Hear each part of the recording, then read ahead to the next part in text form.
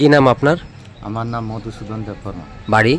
বাড়ি ধনিরামপুর এডিসি বিভাগ, সুনামুড়া থানা এলাকার। সোনামুড়া থানায় না। কি হয়েছে আপনার মেয়ের?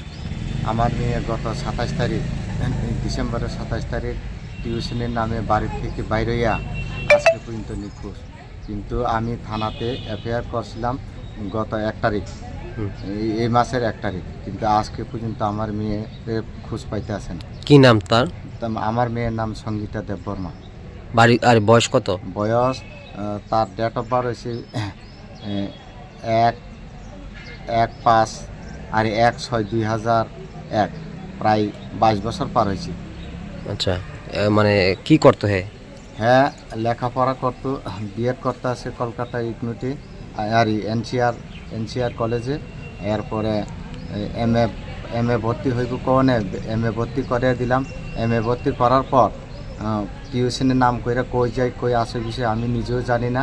আমি ডেলি প্রাইভেটের টিউশনের দিন আমি সোনামুড়া আইয়া গাড়িতে উঠে দিত। এই গাড়ি উঠানোর পর ওই দিনও বাবা আমার ইমার্জেন্সি টিউশন আসে দেখে আমি আনলাম সোনামুড়াতে, আইনা বাসে কইরা উঠে দিলাম। এরপর থেকে আনুমানিক তার কোনো কল টল নাই। এরপর আনুমানিক 3টার সময় তার মা কল করছে। কল করার সময় সে একটু কথা কইছে, কই আমি মার্কেটে আছি, এই কথা কইয়া মোবাইল সুইচ অফ। এখন পর্যন্ত তার কোনো খোঁজ নাই। কই পড়তো? প্রাইভেট? কোন জায়গা? প্রাইভেট পড়তো, কই আগরতলার নাম, আমরা তো জানি না আগরতলা পড়ি না কই। কোন কলেজে এমএ করতো? ইকনুতি কলেজ স্টারও হয়েছে না, কারণ ইকনুতি প্রাইভেটে তারা শুধু পরীক্ষার দিন বলে দিব পরীক্ষা। কি মনে হয় কোনো ছেলের সাথে বা সম্পর্ক আছিল কি? জানি না আমি কোনো ছেলের সাথে সম্পর্ক আছি কি না, বা কোনো ছেলে নিয়ে সাহায্য করতে আছে এরকম নিয়ে জানি না।